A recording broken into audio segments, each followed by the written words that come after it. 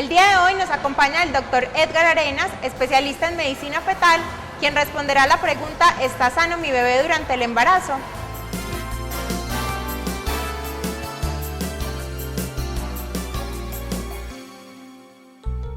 Buenas tardes, entonces vamos a empezar con esta charla el día de hoy. A pesar pues de que no hay una asistencia muy concurrida, esperamos que por los canales locales se pueda difundir esta información, que me parece a mí que es supremamente valiosa para un cierto periodo de la vida de las mujeres, como es el embarazo. Entonces, el título de la charla lo quisimos poner como una pregunta: ¿está sano mi bebé durante el embarazo? ¿Está realmente cómodo y confortable dentro de la barriguita de la mamá durante los 9 meses? ¿No tiene ningún problema? Son una de las grandes preguntas que se hacen las mujeres y se hacen los papás y se hace la pareja cuando su compañera, su hermana, una persona cercana se embaraza. Entonces vamos a ver específicamente esa parte de la obstetricia, que es la medicina fetal. Entonces ustedes van a empezar a escuchar la palabra medicina fetal. ¿Realmente qué es eso? La medicina fetal es una rama de la obstetricia. La obstetricia es una rama de la medicina que se encarga de cuidar a la mamá durante el embarazo y se encarga de asistir todo el proceso de lo que es el parto y el puerperio. La medicina fetal es una rama de esa disciplina que se encarga de mirar el bebé dentro del útero, hacer los diagnósticos que haya lugar, hacer el seguimiento o hacer el tratamiento que haya lugar, todo eso durante el embarazo. Una vez el bebé nace, eso ya no hace parte de lo que es la medicina fetal. Nosotros nos enfocamos en el bebé dentro del vientre de la madre. La medicina fetal tiene fundamentalmente 3 herramientas grandes para hacer ese trabajo que les mencioné. Uno de ellos es lo que todo el mundo conoce como la ecografía. La otra herramienta de la cual hace uso la medicina fetal, y se la voy a explicar más adelante, se llama la fetoscopia, que básicamente es introducir una pequeña cámara por la barriguita de la mamá y ver el bebé o los bebés dentro de la barriga en su ambiente natural y verlos de una forma directa. Y mediante medicamentos, si yo tengo alguna situación en el bebé que esté afectando su desarrollo, esté afectando algún órgano, hay algunas de estas condiciones con las cuales yo le suministro medicamento a la mamá y a través de la placenta ese medicamento llega al bebé y podemos tratar cierto tipo de condiciones en el bebé. Pero más adelante también les voy a hablar de esa parte. Bueno, cuando una mujer se embaraza, una de las cosas que viene a la cabeza es la ecografía, ¿sí? Entonces surge una pregunta: ¿cuáles ecografías me debo hacer durante el embarazo? ¿Cuáles son realmente importantes y cuáles son realmente no tan importantes? Durante esos 9 meses de embarazo, ¿con cuáles ecografías debo yo terminar mi embarazo? Y cuáles son, por decirlo de alguna manera, accesorias o no tan relevantes.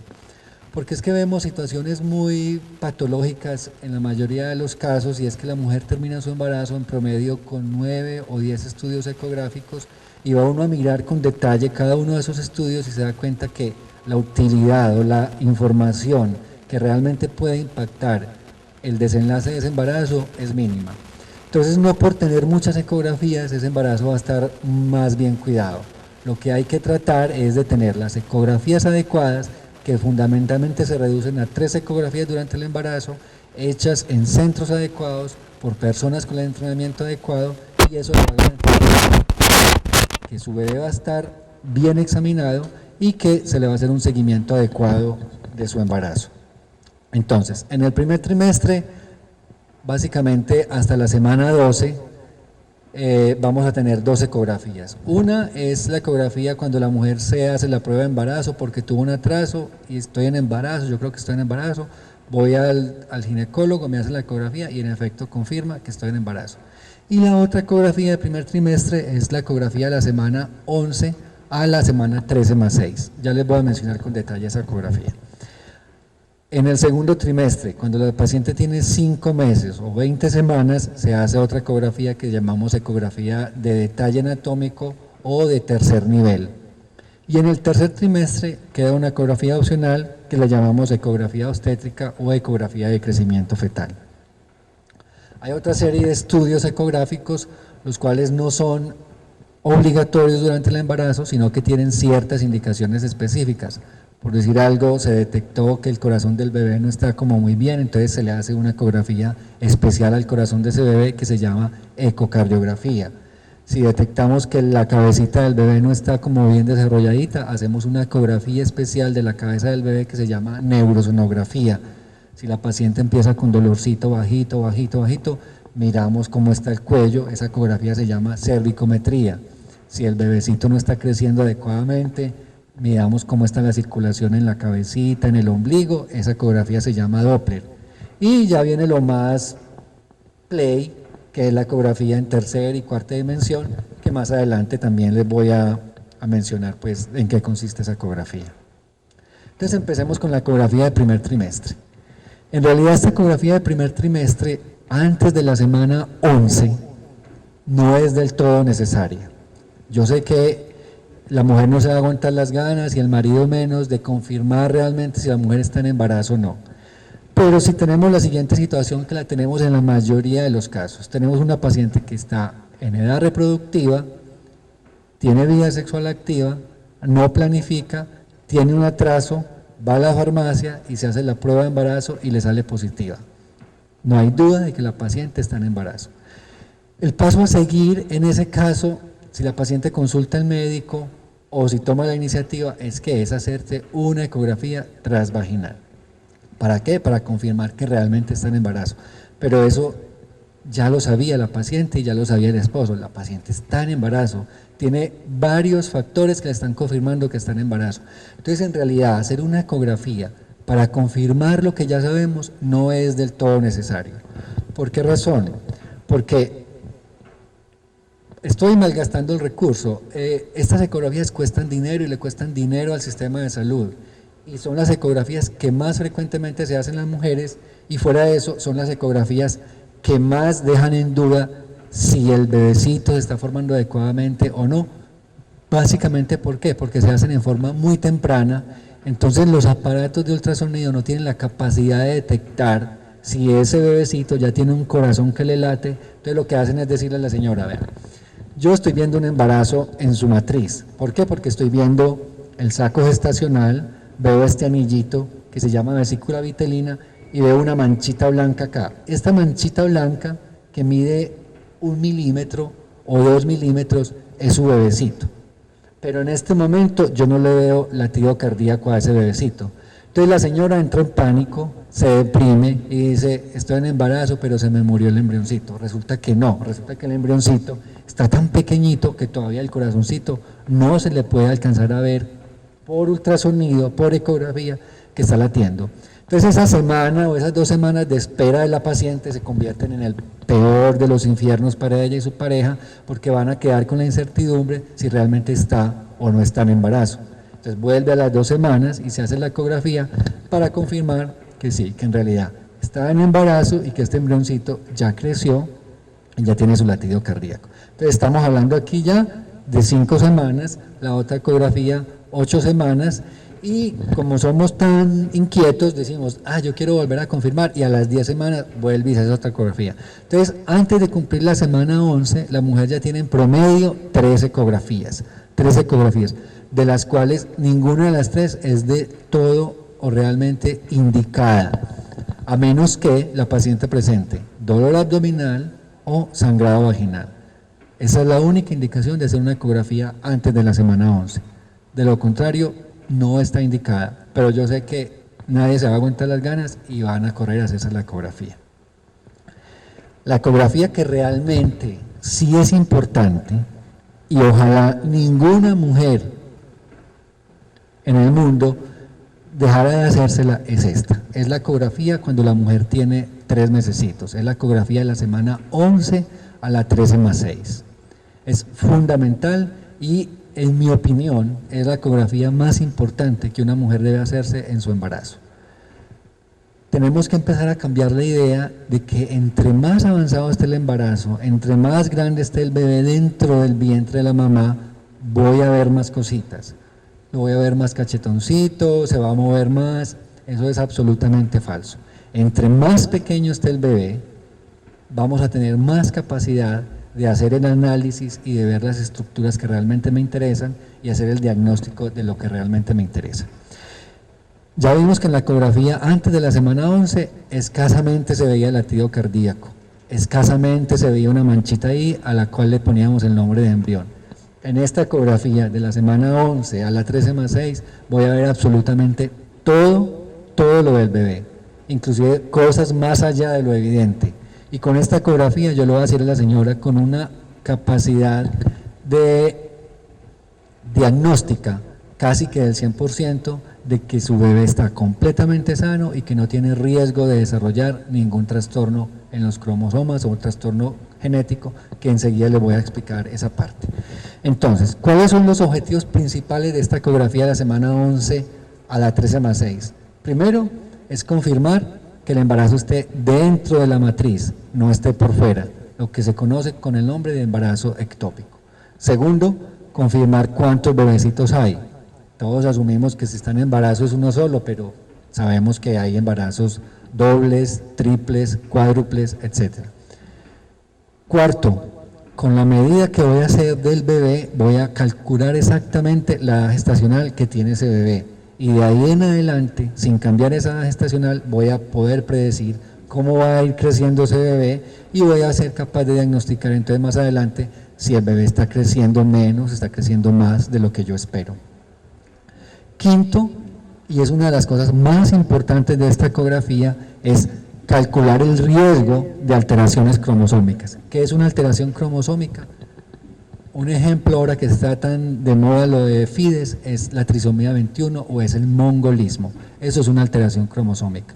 Resulta que la información genética, lo que hace que cada individuo sea único, lo que hace que cada individuo tenga características únicas, ojos de un color, cabello de otro color, pelo, etcétera. Todo eso es información genética y esa información genética se guarda en unos archivos dentro de cada célula del individuo y esos archivos se llaman cromosomas. Si yo tengo un daño en uno de esos archivos o tengo un daño en uno de esos cromosomas, en esa información genética, o tengo más archivos de los que debería tener o menos archivos, eso se llama alteración cromosómica o alteración genética. Entonces lo que busca este examen a la semana 11 y 13+6 es detectar precisamente eso. Es detectar si la información genética, si todos los archivos de mi información genética están completos y están buenos. Una cosa es tener los archivos completos y otra cosa es tener los archivos completos pero malos. Entonces esta ecografía tiene esa capacidad de detectar que el número de archivos esté completo y que la información contenida en esos archivos, que como les mencioné se llama cromosomas, esté correcta, esté sana.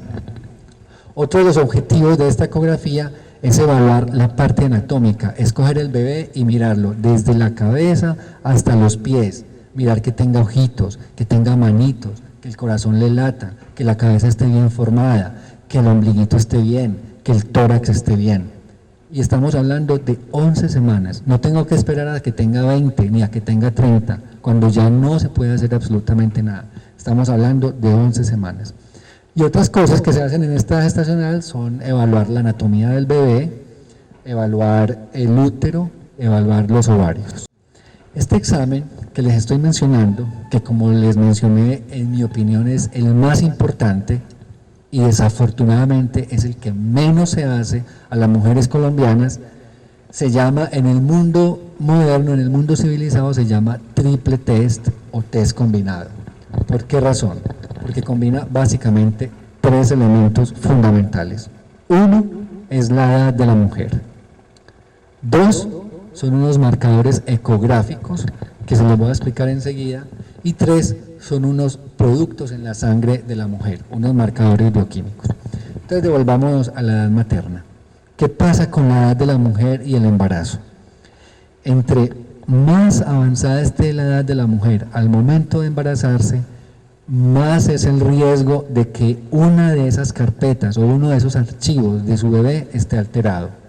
Por una razón, y es que los ovarios contienen los óvulos y esos óvulos están ahí desde que la mujer se está gestando en el útero de su madre. Entonces esos óvulos tienen exactamente un poquito más de la edad de la mujer, mientras que los espermatozoides son más frescos, se van reproduciendo día a día.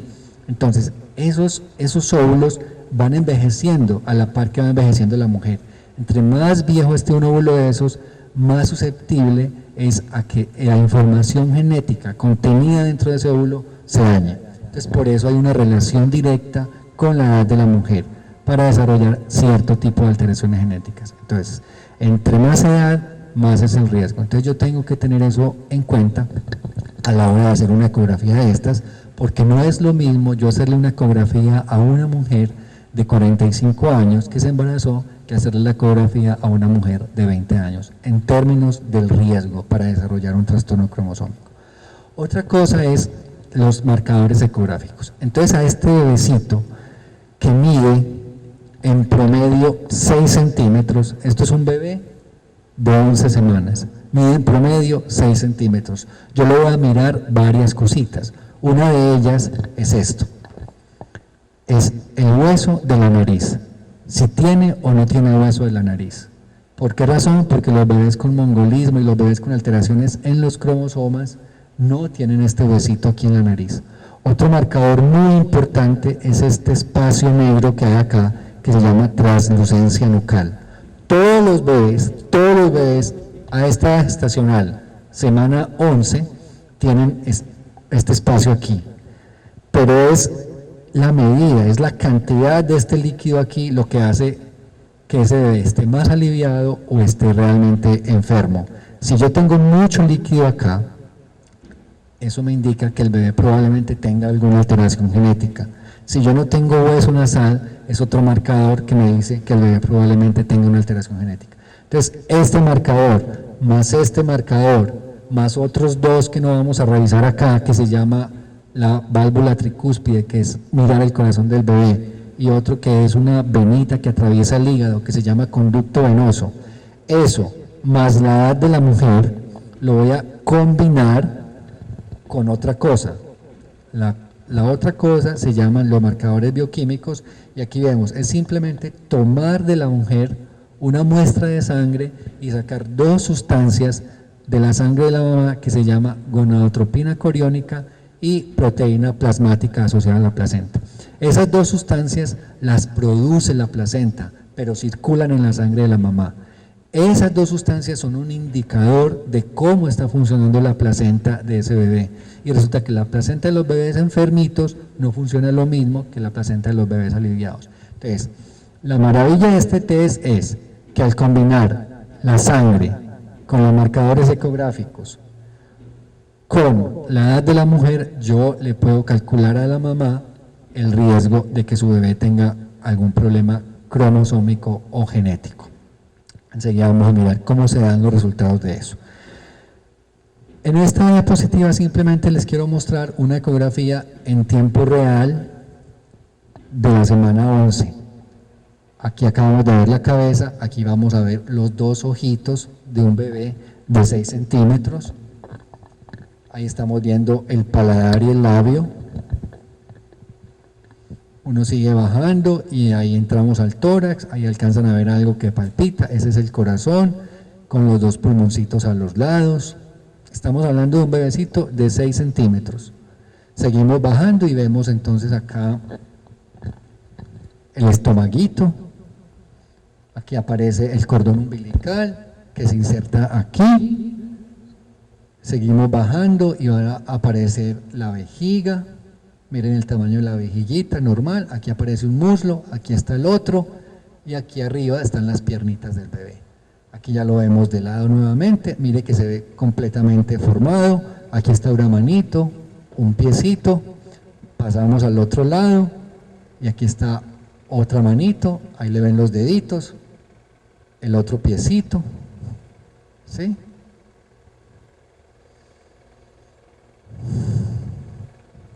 Ahí se empezó a mover el bebé y aquí alcanzamos a ver lo que es la columna vertebral.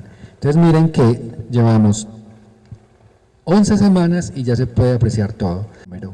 Estos son unos videos de bebecitos a esta edad estacional que se ven anormales. El bebé de allá, como pueden ver, tiene un huequito en el ombligo y por ese huequito en el ombligo se le salió el hígado y se le salió el estómago. Entonces estamos hablando de una cosa que se llama onfalocele y que se puede diagnosticar a la semana 11. Este bebecito no se le destapó el penecito y no puede orinar. Entonces, ¿qué le pasó? Se le dañaron los riñones y tiene una vejiga gigante. ¿Sí ven? Una vejiga gigante, por aquí debería estar orinando y no puede orinar. Entonces a las 11 semanas uno ya está en capacidad de decirle a la pareja, de decirle a la mamá, mire, hay esta situación con el bebé, vamos a tener que tomar alguna medida, podemos hacer algún tratamiento, no podemos hacer nada, etcétera, etcétera. Entonces ya son cosas que se entran a discutir. Y eso es el quehacer de la medicina fetal, es acompañar, es seguir y es tratar en la medida de lo posible estas condiciones. Por ejemplo, para esta condición se pudiera intentar hacer una cosa que llama fulguración y es quemar la obstrucción aquí para que la orina pueda salir o meter un tubito acá que me drene esta orina al líquido amniótico. Pues son cosas que uno pudiera decir que puede hacer para salvar ese bebé. Entonces, ¿cómo se dan los resultados cuando usted se hace este examen? Después de combinar todo, después de combinar la edad, los hallazgos en la ecografía y los hallazgos en la sangre, usted va a tener un número. Ese número va a ser una probabilidad entre tantas. Entonces, yo le digo a usted que el riesgo de tener un bebé con problemas es de 1 en 2. ¿Eso qué significa? Significa que el examen que le hice, el examen de sangre y la ecografía y la edad no le ayudaron para nada. Y el chance o la posibilidad de que su bebé tenga un problema cromosómico o que tenga mongolismo prácticamente es de 50%. O sea, es muy alto, es muy alto. Eso significa un riesgo de 1 en 2. Y el ejemplo que yo suelo poner es una rifa. Si usted va a participar en la rifa de un carro con otra persona, la posibilidad de ganarse el carro es muy alta, ¿sí? Pero entonces cambiemos el carro por un bebé con una alteración cromosómica. Ahora, cuando el riesgo es 1 en 150, ¿qué significa eso? Que ya yo no participo en la rifa con 2 mujeres, sino que participo con 150 mujeres. Ya la posibilidad de ganarme el carro va disminuyendo. ¿Qué pasa cuando el riesgo es 1 en 1000? Significa que ya yo lleno este salón de 1000 mujeres y rifo un carro. La posibilidad de ganarme el carro va siendo menor. Y un riesgo de 1 en 10.000 significa que aquí hay 10.000 mujeres y voy a rifar un carro, la posibilidad de ganármelo va disminuyendo. Entonces, entre más alto sea este número, es menos la posibilidad de que yo tenga un bebé alterado con síndrome de Down. Entre más bajito sea este número, 1 en 2, más es la posibilidad. Pero como esto es un examen de tamización, de pesquisa, esto no me da diagnóstico, yo tengo que buscar una forma y un punto de corte para definir a qué tipo de pacientes le va a hacer el diagnóstico efectivo o no, de si realmente su bebé está afectado o no. Y eso se hace con pruebas invasivas que se llaman amniocentesis o biopsia de vellosidades coriales, pero con eso no los voy a agobiar. Lo que quería que les quedara claro de este examen es esto, que este examen es el indicado para hacer la pesquisa de mongolismo y otras alteraciones cromosómicas en el primer trimestre. Porque es muy desalentador para uno cuando uno está haciendo una ecografía de una paciente de 32 semanas que le preguntan a uno, doctor, en esta ecografía usted me va a decir si mi bebé tiene síndrome de Down o no. O sea, ya eso ha pasado, ya el momento preciso de hacer esa pesquisa era en la semana 11 hasta la 13+6. Muy bien, ya pasemos entonces al segundo trimestre, ya cuando vamos a la semana más o menos semana 20, ¿sí? Cuando la paciente tiene 5 meses. En esta ecografía el propósito ya no es la pesquisa de alteraciones cromosómicas. El objetivo de esta ecografía es mirar la parte morfológica, mirar cómo se formó el bebé y que todo esté correctamente formado y desarrollado. Otra de las cosas que hacemos es repasar algunos marcadores de alteraciones en la información genética y otro es evaluar la placenta, el cordón umbilical, el útero y los ovarios.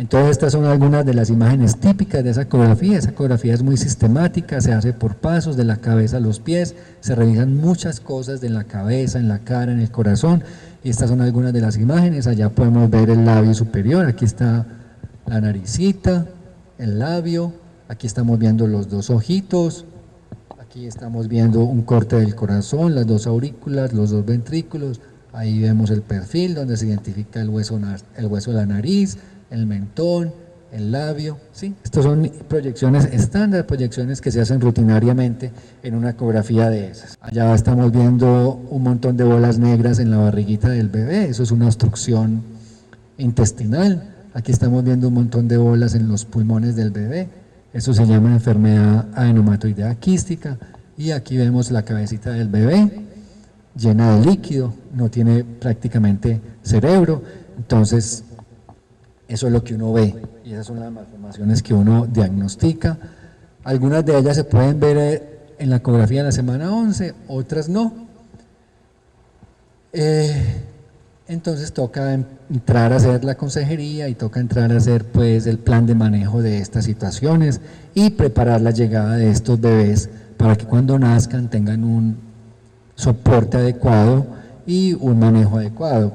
Por ejemplo, el bebé de allá no puede nacer a las 3 de la mañana en Sonsón porque él puede que le vaya muy mal. Sí, este bebé debe nacer en un hospital de tercer nivel que tenga inmediatamente el soporte de un neonatólogo y el soporte de un cirujano que lo opere y le desobstruya las tripitas que tiene obstruidas. Este bebé no puede nacer tampoco en San Luis a las 3 de la mañana porque apenas nazca no va a poder respirar. Este bebé debe nacer en un hospital de tercer o cuarto nivel donde tenga el soporte de un neonatólogo, de una unidad de cuidado intensivo neonatal que le permita respirar, porque al principio va a tener dificultades. Este bebé va a tener un desarrollo neurológico muy pobre, es una condición que nosotros consideramos que es incompatible con la vida. Entonces ya entraría uno a mirar cuál es la asesoría y cuál es el plan de manejo con ese feto. Entonces, eso es el quehacer de la medicina fetal.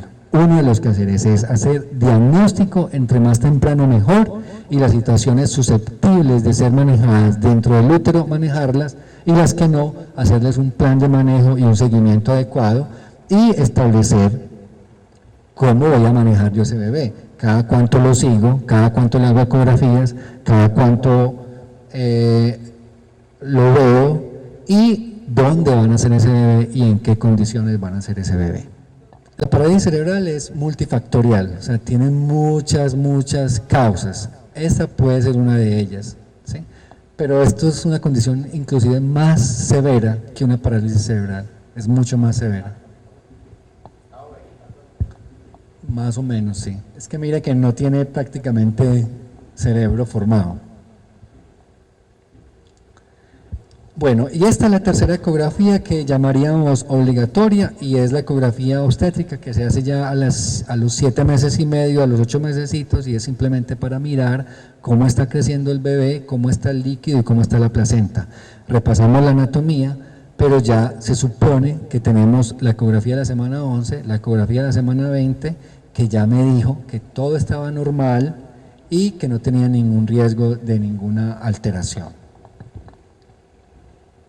Ahora pasemos entonces a los estudios que son ya especializados, que no son rutinarios, sino que son especializados por alguna razón. Esto es una ecocardiografía, es la evaluación del corazón del feto. La evaluación del corazón del feto se hace a la semana 11 y se hace a la semana 20, ¿sí? Y si uno nota alguna alteración o algo que no le guste, entonces ya hace este examen que se llama ecocardiografía fetal, que es básicamente lo mismo que una ecocardiografía del adulto, simplemente que se hace en el bebecito y uno examina un montón de cosas. Como pueden ver acá, este es un corazoncito que late normal, y como pueden ver aquí, por ejemplo, este es un corazoncito que tiene aquí un huequito en la mitad, ¿sí ven? Entonces eso es lo que llamamos que tenía un hueco en el corazón. ¿Sí? Eso es un defecto en la pared que separa los dos ventrículos, se llama comunicación interventricular. Entonces la ecocardiografía me hace el examen detallado, me dice qué tiene y qué debo hacer con ese bebé, cómo lo debo seguir, cuándo deben nacer, en qué condiciones deben nacer, dónde deben nacer, etc.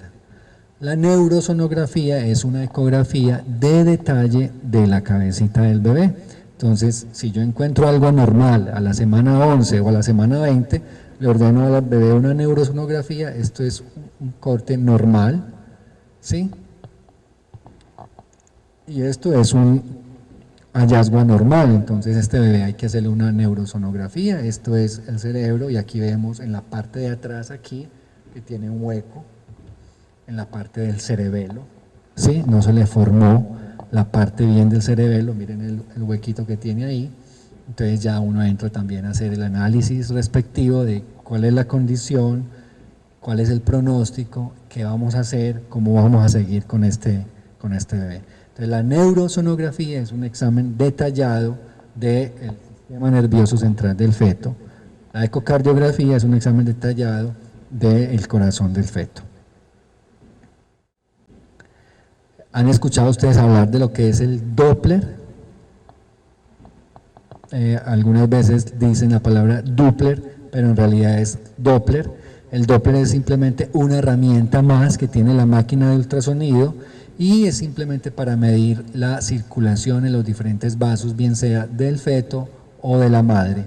Y también sirve para evaluar lo que es el cerebro, el corazón. Mejor dicho, donde haya movimiento, donde haya circulación de sangre, ahí puedo evaluar el bebé mediante Doppler o la mamá mediante Doppler. Entonces puedo evaluar la cabecita del bebé, a ver si le está llegando la sangre adecuada o le está llegando mucha sangre al cerebro. Puedo evaluar la arteria umbilical y mirar si le está llegando sangre en suficiente cantidad o poquita. Puedo evaluar la sangre que le llega al bebé a través de la mamá por las arterias uterinas y puedo predecir si ese bebé va a crecer mucho, va a crecer poquito, si le va a dar hipertensión durante el embarazo a la mamá o no. Puedo evaluar si la placenta se pegó bien al útero o no se pegó bien, sobre todo en las pacientes que han tenido cesáreas anteriores, porque en la cicatriz de la cesárea la placenta se puede pegar más de la cuenta y al momento del parto esa placenta se queda pegada y no sale. Entonces mediante el Doppler yo puedo establecer todas esas condiciones. Entonces en el caso de los fetos, los bebés que no crecen, que son pequeñitos, que no crecen, yo mediante el Doppler fetal voy a establecer en qué condiciones está ese bebé y hasta cuándo lo puedo dejar ahí adentro de la barriguita, o si es mejor sacarlo y tratar de engordarlo ya fuera del vientre de la mamá. Otra de las cosas es la cervicometría. La cervicometría es la medición que se hace del canal por donde va a pasar el bebé una vez cumpla los 9 meses. Aquí está el útero, todo esto es el útero, aquí está parte del bebé, este es el cuello de la matriz, ¿sí? Esta es la parte donde ustedes se hacen la citología cada año. Este canal debe permanecer largo como está acá y cerrado. Cuando la mujer empieza su proceso normal de contracciones, este canal se empieza a cortar y se empieza a abrir. ¿Para qué? Para que el bebé simplemente nazca. Pero hay condiciones en las cuales cuando la señora tiene 28 semanas, 30 semanas, este canal se empieza a cortar y se empieza a abrir. Entonces la paciente tiene riesgo de que se le venga el bebé en forma prematura. Un bebé prematuro tiene muchas complicaciones.